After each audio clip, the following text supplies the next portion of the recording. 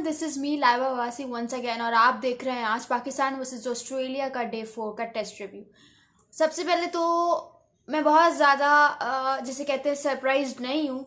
मुझे ये तो था कि हम लोग ये टेस्ट मैच नहीं जीत सकते, लेकिन मुझे ये नहीं पता था कि हम लोग टेस्ट मैच अगर हारेंगे भी तो इतने बुरे तरीके से हारेंगे। ड्रॉ की मैं दुआ कर रही थी, लेकिन साथ साथ मुझे ये भी था कि चलो जीत नहीं रहे तो ड्रॉ कर लेंगे, ड्रॉ नहीं कर पाएंगे तो हार जाएंगे, लेकिन फाइट करके हारेंगे। कल भी मैंने अपने रिव्यू में यही बात की थी कि हारना बुरी बात नहीं है। अगर दो टीम्स खेल रही हैं तो उनमें से एक को हारना ही है, लेकिन जिस तरह से पाकिस्तान आज हारा 89 ऑल आउट, वो बहुत ज़्यादा एम्बैरेसिंग शर्मिंदगी की बात है।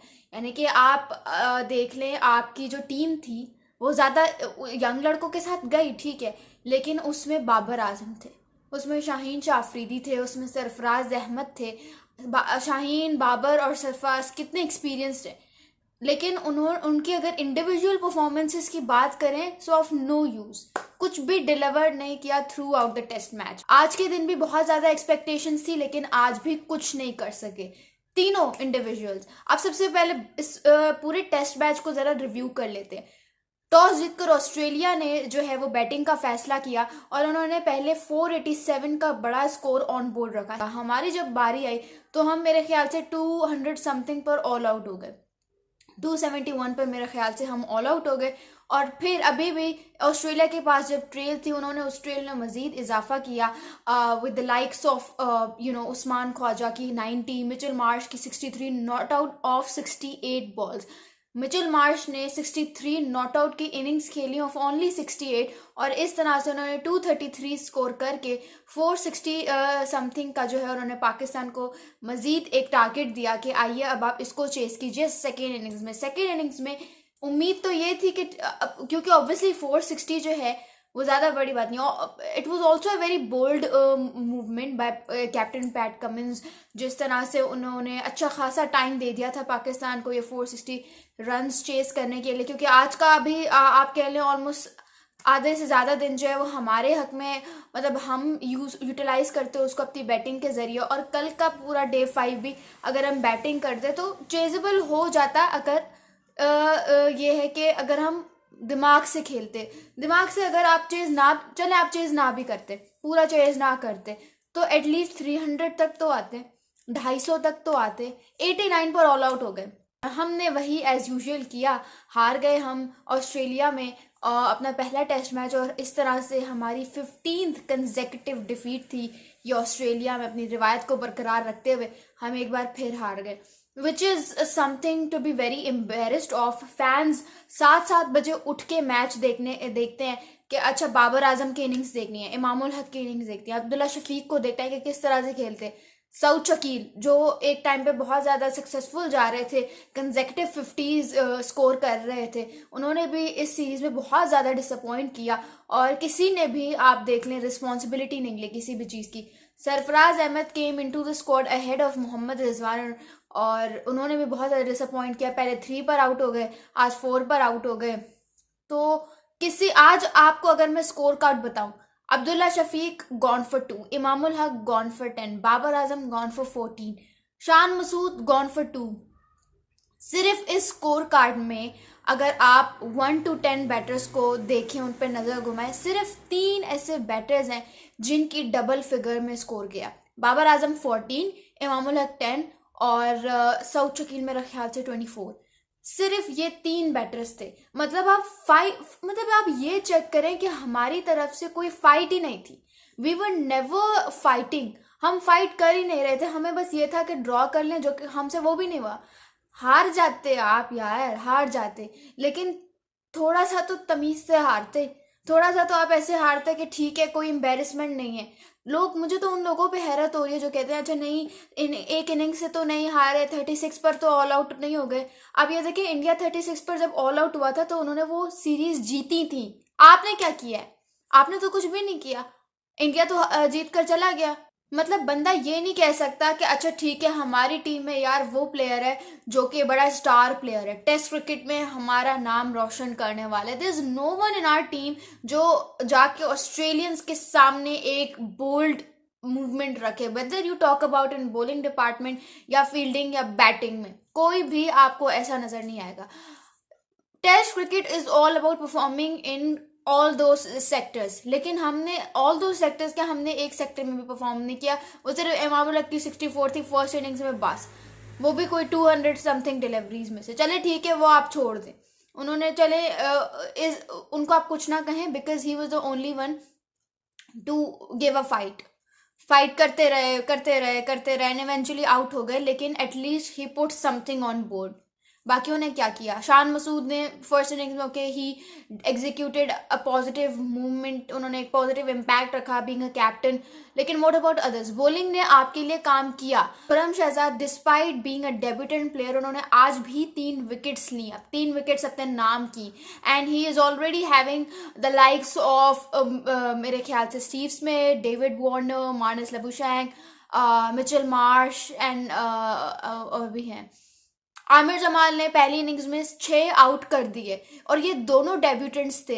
डिस्पाइट के डेब्यूटेंट्स पे बहुत ज़्यादा प्रेशर होता है, और आप ये तो देखें कि एक तो प्रेशर कि यार पहला मैच अच्छा परफॉर्म करना है, दूसरा ये कि जो आपके स्क्वाड में जो आपका स्टार प्लेयर है शाहीन शाह अफरीदी, उनसे कुछ भी नहीं हो पा रहा। मतलब आप ये देखें कि खुरम शहजाद की बॉलिंग बहुत ज़बरदस्त रही, उन्होंने 4 to 5 ओवर्स में मैंने देखा वो एक ही चैनल को टारगेट करके उस पर बॉलिंग करे जा रहे थे। उधर आपके पास उस्मान ख्वाजा हैं, उधर आपके पास डेविड वार्नर है, Pat Cummins, Mitchell Starc, Josh Hazlewood, हर एक के पास इंडिविजुअली बहुत ज़्यादा एक्सपीरियंस है। आपकी टीम में बहुत नए लड़के थे, लेकिन जो पुराने थे उन्होंने क्या कर लिया, उन्होंने भी तो कुछ भी नहीं किया ना। शाहीन शाह अफरीदी बहुत ज़्यादा डिसअपॉइंट किया है, बहुत अच्छा खासा अरसा हो गया है ना वो उनसे वनडे में परफॉर्म किया जा रहा है उस तरह से, ना उनसे टेस्ट क्रिकेट में परफॉर्म किया जा रहा है, मतलब उन्होंने डिसअपॉइंट ही किया है इस टेस्ट मैच में भी। तो होपिंग कि कुछ करें, लेकिन बाबर आजम वंस अगैन मेरे ख्याल से अब उनकी कोई 7-8 इनिंग्स हो गई हैं कि वो कंसिस्टेंटली फेल होते आ रहे हैं। 3 were against New Zealand, 2 against Sri Lanka, अब एक ये ऑस्ट्रेलिया के अगेंस्ट।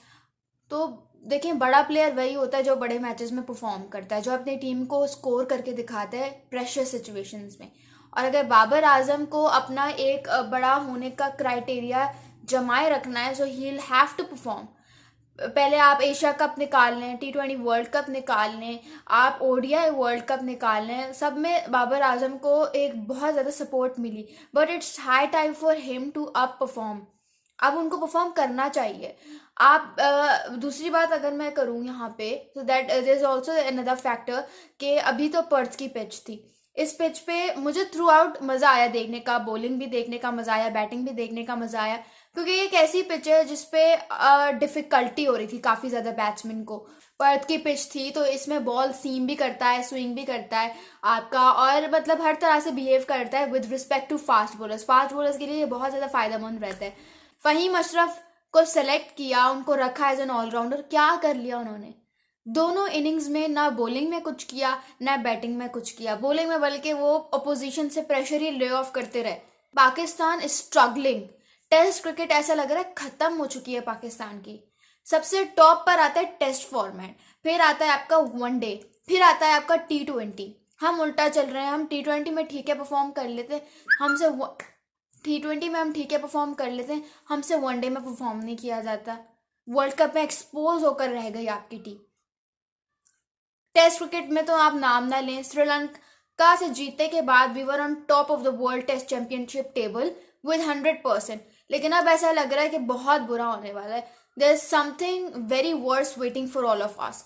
तो बहुत डर लग रहा है, लेकिन ये है कि अब देखिए बाबर आजम के पास अभी भी चांस है टू प्रूव हिमसेल्फ कि वो एक बड़े खिलाड़ी हैं। उनके पास चांस है 4 इनिंग्स में कुछ करके दिखा दे। बहुत हो गया। बाबर आजम अगर आप देखें तो ये नहीं है कि वो अपनी कैपेबिलिटी को यूज़ नहीं कर रहे, he is really timing the ball very well, और आउट भी हो रहे थे, बहुत ज़्यादा मुश्किल बॉल्स पे आउट हो रहे हैं। तो ये नहीं है कि बाबर आजम से नहीं बैटिंग नहीं हो रहा है या अपना वो पोटेंशियल वेस्ट करें, इट्स जस्ट कि उनसे वो उस तरह से परफॉर्म नहीं हो पा रहा। आई डोंट नो किस चीज़ का उन पर प्रेशर है या क्या चीज़ उनको डिस्टर्ब कर रही है। सरफराज अहमद को मेरे ख्याल से अब मुझे लगता है कि अगले टेस्ट मैच में we should give a chance to Mohammad Rizwan, देखते हैं क्या होता है। लेकिन अभी भी आई एम होपफुल कि शायद हम अगले 2 टेस्ट मैचेस जीत जाएं। यू नेवर नो, आपको नहीं पता। Back your boys in green, ठीक है हमने बहुत आज का पथेटिक डिस्प्ले दिया, but there are lots of positives to take out from this test match as well. आप ये देखें कि बेशक आपका शाहीन परफॉर्म नहीं कर रहा था, लेकिन आपके खुर्रम और आपके आमिर ने, जो कि डेब्यूटेंट्स थे, उन्होंने आपको विकेट्स लेकर दी, उन्होंने आपको परफॉर्म करके दिया with consistent line in length. Pace से कुछ भी नहीं होता until and unless you're not delivering the ball on line and perfect line and length। Haris Rauf की पेस है किसी काम की भी नहीं until and unless जब वो परफेक्ट लाइन एंड लेंथ पे बॉल नहीं करते। आपने देखा ही वो वर्ल्ड कप में रन्स कितने ज्यादा लीक किए, उन्होंने एक रिकॉर्ड बना लिया। इतनी पेस का क्या फायदा जब आपकी लाइन एंड लेंथ परफेक्ट नहीं होती, तो उस पेस का कोई फायदा नहीं है। खुर्रम के पास उतनी पेस नहीं है, but look at his line and length जो उनको विकेट्स लाकर दे रही है उनके पास। Same goes for Aamir Jamal. ठीक है, शाहीन शाह अफरीदी के पास पेस है, 135 kph समथिंग के अराउंड बॉल कर रहे थे, लेकिन उसका क्या फायदा जब आप एक चैनल पे बॉल ही नहीं कर सकते, कोई फायदा नहीं है उस पेस का।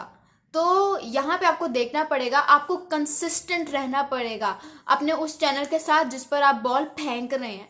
ये है कि अगला मैच है हमारा मेलबर्न में, और वहाँ पे pitch will prove to be in favour of batters, और वहाँ पे बॉलर्स को काफ़ी ज़्यादा मुश्किल होगी।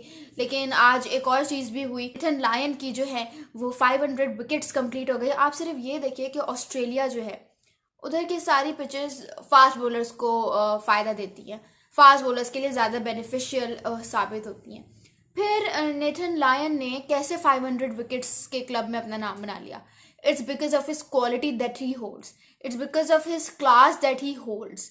ये उनकी क्लास और क्वालिटी है कि डिस्पाइट उस फैक्टर के कि उनकी टीम में इतने ज़्यादा क्लास का ट्रियो है, कमिंस, हेजलवुड और स्टार्क, इन तीनों के बावजूद उनका नाम भी 500 विकेट्स के क्लब में है, वो भी स्पिनर के तौर पर। हालांकि वो स्पिनर है, फास्ट बॉलर जब आपकी टीम में होते हैं तो टेस्ट क्रिकेट में स्पिनर्स की बारी ही नहीं आती, स्पिनर्स को कोई पूछता ही नहीं है क्योंकि फास्ट बॉलर ही सारा काम करके चले जाते हैं। लेकिन लायन को देख लें आप, 500 विकेट्स का क्लब कंप्लीट कर दिया, क्या क्वालिटी है उनके पास। तो मतलब ये होता है, ये होती है टीम, और ये टीम पता नहीं हमें कब मिलेगी, हम तो देखते ही रह जाएंगे। खैर, this is Laiba Wasi signing of. Pakistan versus Australia day 4 पर ही खत्म हो गया है, विद पाकिस्तानीज की होप्स ड्रीम्स शैटर्ड। और अपना बहुत बहुत ख्याल रखिएगा, और मज़ीद ऐसे रिव्यूज़ देखने के लिए सब्सक्राइब कर दें इस यूट्यूब चैनल को, like this video, comment this video, and please please share this video. Thank you so much. This is Laiba Wasi signing of.